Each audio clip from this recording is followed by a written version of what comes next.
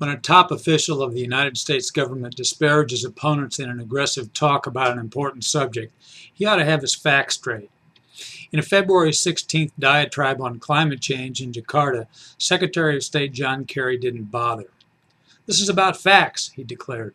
"This is about science. The science is unequivocal, and those who refuse to believe it are simply burying their heads in the sand." These statements are forceful, self-assured. And on that unequivocal science, Kerry offered a remarkably crooked lesson. "It's called the greenhouse effect because it works exactly like a greenhouse in which you grow a lot of your fruit that you eat here," he said. Wrong.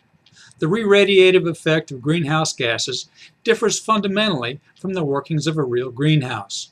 Kerry doesn't understand the science he's so powerfully sure about.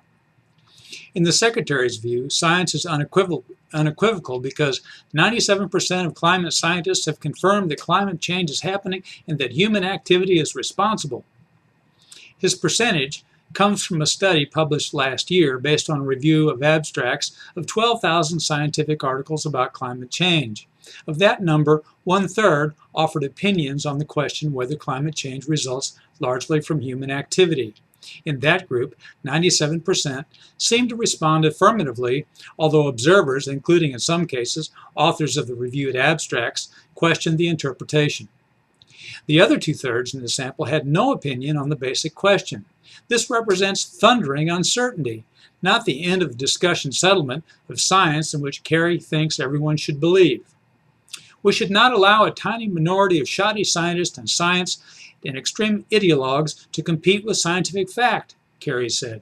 "Nor should we allow any room for those who think that the costs associated with doing the right thing outweigh the benefits.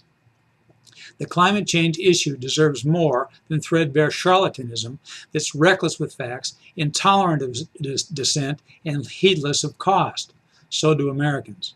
I'm Bob Tippie, editor of Oil and Gas Journal, and that's the editor's perspective that appeared first in text at www.ogj.com on February 21, 2014.